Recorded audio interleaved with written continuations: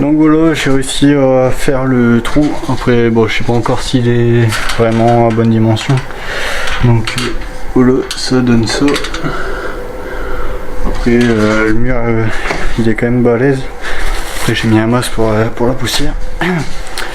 Ouais, le mur, il fait cette épaisseur là. Donc bah là, je vais faire un essai. Je vais essayer de mettre une gaine pour voir ce que ça donne. Après, je sais qu'au niveau de l'IPN, en fait, ça va s'écraser un peu. Parce qu'en fait, j'ai que 12 entre mes FR et puis mes rails. Donc ça va s'écraser un peu parce qu'en fait, ils font 125 à l'intérieur, mais 160 à l'extérieur. Donc il risque de s'écraser un peu. Donc bah, je vais voir si ça va aller. Donc voilà, c'est parti.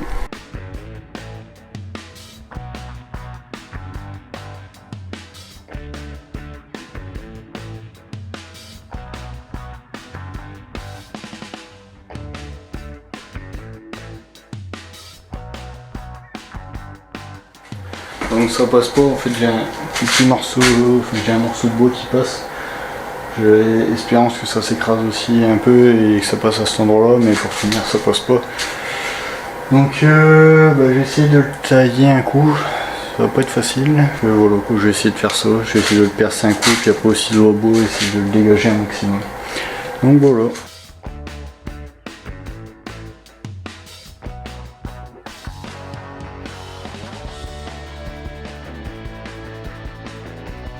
Salut tout le monde, donc je vous retrouve aujourd'hui. Alors je sais plus trop où on s'était arrêté la dernière fois, enfin où l'appareil avait coupé. Donc là on avait passé les tuyaux là, donc pour la machine à laver et puis pour l'évier qui sera ici. Ensuite j'ai fait le trou là pour passer ma gaine pour le chauffe-eau. Là j'en aurais encore un à faire là-bas, le trou pour celui de la VMC, et j'en aurai encore un aussi là pour la VMC. Là aujourd'hui ce que je vais faire, c'est que je vais passer les tuyaux pour mon garage, enfin pour mon atelier. Donc en gros je dois passer dans la gaine verte là. Donc voilà, donc là j'ai pareil, alors là je vais avoir 3 tuyaux, je vais avoir un eau chaude et un eau froide, et puis je vais avoir aussi le tuyau pour arroser les fleurs extérieures, pour le tuyau d'arrosage. Parce que en fait l'eau froide que je ramène, elle va partir de l'adoucisseur, ou au moins que je ramène qu'un eau froide. Je vais plutôt ramener qu'un eau froide, et puis ça fera mon atelier, enfin l'eau froide pour l'atelier et puis l'eau froide pour le jardin en même temps. Parce que bon, l'atelier je m'en fous un peu qu'elle soit adoucie ou pas. Donc voilà. Donc j'ai 2 tuyaux à passer. Ensuite qu'est-ce que... Ouais, vous avez été nombreux à me dire en commentaire pourquoi tu mets pas de laine de verre. Là je viens de réfléchir un petit peu. Donc je vais quand même en mettre. Alors que de base bah, je voulais pas en mettre. Après là je suis en train de voir parce que j'avais regardé pour mettre de la 120 pour que ça passe entre les fers et les rails. Est-ce que je mets de la 120 ou est-ce que je mets de la 100 que j'ai un bloqué entre les fers? Et en gros bah moi de base je voulais pas en mettre parce que bah en fait je veux que la chaleur elle communique entre les étages. Après comme par ici ça va être une pièce où il va y avoir sèche-linge, machine à laver, tout ça, et que ça va être bruyant on va dire, et qu'au-dessus ça sera une chambre, bah je vais peut-être quand même isoler. Mais ouais, de base je voulais pas l'isoler. Après de l'autre côté ce qui est sûr c'est que je l'isolerai pas parce que comme le poêle est en bas, en fait à l'heure actuelle bah, quand je laisse un morceau de laine à terre à l'endroit où j'avais commencé, pas encore fini, ou même dans la salle de bain, le carrelage il est jamais froid en fait, et pour le peu que je laisse de la laine par terre à l'endroit où c'est pas fini, et ben quand on touche la laine elle est chaude parce que bah, la chaleur elle passe à travers la dalle et puis elle communique avec l'eau. Donc ça moi ça m'intéresse parce que j'aimerais bien en fait que le poêle me chauffe toute la maison. En fait en haut je voudrais pas mettre de radiateur ni de système de chauffage, donc c'est pour ça que je l'isolerai pas par là. Après par ici comme bah, en bas il n'y a rien qui... Enfin d'ici ici je vais avoir un plancher chauffant au sol, mais pareil électrique, donc je voudrais pas trop qu'il tourne, je voudrais qu'il maintienne la pièce à 18 degrés. Et après au-dessus j'aurai aussi un plancher chauffant mais en dalle. En fait c'est un plancher chauffant qui est en dalle, je sais plus comment ça s'appelle, qu'on met juste avant le parquet, là, les dalles vertes. En gros c'est la même chose, sauf que bah, dedans il y a une résistance et puis elle chauffe. Donc en gros ça sera ça. Donc bon, pour finir ici, le système là ça me sert pas grand chose. Bah, je vais voir comment je l'isole, si je mets soit la laine de là et ici, ou soit je la mets entre le bas du fer et puis la tôle. Je sais pas encore comment je vais faire. Je vais réfléchir. Je pense que le plus simple ce serait que je pose sur le rail, parce qu'après sinon il faut que je mette une 100 plus une 120. Ça fait un peu beaucoup. Non, bah on va voir. Je vais réfléchir, on va voir. Bon bah en attendant là, je vais percer les trous pour mettre les colliers, pour fixer les tuyaux au plafond. Et après ma copine elle viendra me donner un coup de main pour tirer, pour dérouler les tuyaux, puis pour les passer. Donc voilà, bah, je vous laisse avec la suite de la vidéo.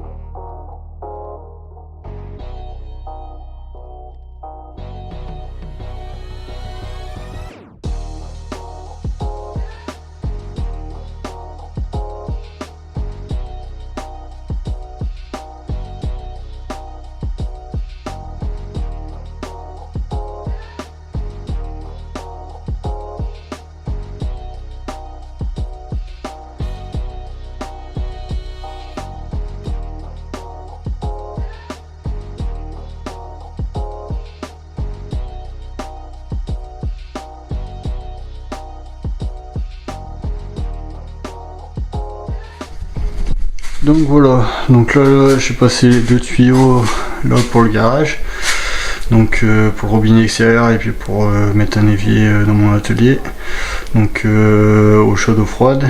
Après là-dedans j'ai passé un 5 x 1 5, après bon, j'en aurais passé clairement, mais après pour l'instant il y aura toujours ça de passer quoi. Après à mon avis je referai un petit tableau pour mon garage et puis mon atelier. Je pense que je passerai un 6 carrés dedans, au moins bon, j'ai une gaine qui passe d'un bout à l'autre, comme ça bah, je pourrais renvoyer dedans. Ensuite bah là pour faire la jonction des deux gaines, parce que bon, là c'était des bouts coupés comme ici, donc pour faire le raccord bah, j'ai paumé le raccord qu'il y avait sur le rouleau de gaine. Donc là j'ai essayé, au cas où si un coup ça peut aider quelqu'un, les manchons de jonction de tuyaux de 40 pour les évacuations, ça fonctionne. Donc voilà, j'ai regardé. Alors pour la laine, j'ai réfléchi un peu en même temps, je vais mettre de la 240. Bon, il n'y a que 220 entre le rail et puis les tôles, mais bon, comme les tôles ils sont ondulés et tout, ça devrait le faire quand même. Donc voilà, je vais mettre de la 240 et voilà quoi. Et après bon, en gros il y aura que l'ondulation, qu'il n'y aura rien. Mais après sur les côtés je vais essayer de les blinder à la mousse. Donc voilà, je vais aller chercher la laine comme ça, et ben, parce que là on est samedi, donc je vais aller chercher la laine comme ça, et ben je serai tranquille, j'aurai plus besoin de bouger. En plus comme lundi c'est férié, donc je pourrais normalement bien avancer si j'ai pas encore oublié quelque chose. Donc voilà, je vous reprends soit tout à l'heure quand on rentre, ou soit demain. Salut tout le monde, donc je suis allé chercher la laine. Pour finir, je suis allé chercher ce matin parce qu'il n'y en avait pas au magasin que je suis allé. Et donc le Romerlin, ils étaient ouverts ce matin. Donc j'ai pris donc celle-ci. C'est la Isover en 240 pour comble. Normalement ça devrait aller. Parce qu'après il y a soit celle-ci, soit un peu plus rigide pour les rampants. Mais bon, je pense que celle-ci ça devrait le faire. Donc là je vais commencer ici. Je vais mettre d'abord une petite bande là entre le fer et le mur tout le long. Comme ça après je vais essayer de mettre de la mousse entre les ondulations de tôle pour pas que ça communique. Ou après où je blinderai avec de la laine. Ou je vais peut-être blinder avec de la laine. En haut j'ai plein de chutes. Ça je blinderai vraiment les ondulations de tôle, parce que comme là-bas c'est le mur. Pour que ça communique en fait avec tout le pot. Donc voilà, je vais faire ça, et après je mettrai, j'ai pile 1m20 entre le fer là et celui-là, enfin, entre les deux fers quoi, entre celui-là et celui-là, donc ça c'est cool. Après je vais pas regarder les autres, les autres je sais pas, parce que je les avais pas forcément mis tous à la même distance. Donc voilà, déjà je vais faire les deux là, comme ça après ici je pourrais remettre ma plaque là, elle me gênera plus. Et après je vais voir pour le reste, parce que ici j'ai mon tuyau qui passe. Après là j'ai encore ma gaine de VMC, ma gaine de chauffe-eau qui passe. Après là-bas j'aurai encore une gaine à faire, mais ici en fait parce que ma VMC elle sera ici au-dessus de mon tableau électrique. Et donc ensuite c'est tout quoi, je vais juste là pour aujourd'hui j'aimerais bien s'installer la laine, là-bas refixer ma plaque. Après le problème de ce côté là c'est que pour continuer, comme j'ai pas encore vraiment passé tous mes tuyaux pour la VMC et que j'ai pour le chauffe-eau et que j'ai pas encore tout pour pouvoir le faire, ça m'embête un peu de mettre la laine, parce que comme je sais pas encore réellement comment je vais faire, comment je vais passer tout ça, donc c'est tout. Je vais voir, je vais essayer de faire au mieux, essayer d'avancer quoi. Après je verrai bien, peut-être que si la bosse est terminée, et je vais peut-être pour faire ma cloison du fond, et puis pourquoi pas plaquer la cloison du fond quoi. On verra bien. Après ce qui est chiant c'est que tout mon placo il est là, donc il faudrait que je bouge mon placo pour faire la cloison du bout aussi. Mais bon, on va voir. Donc déjà là je vais faire ça, et puis je vous reprendrai après pour vous dire la suite. À vous.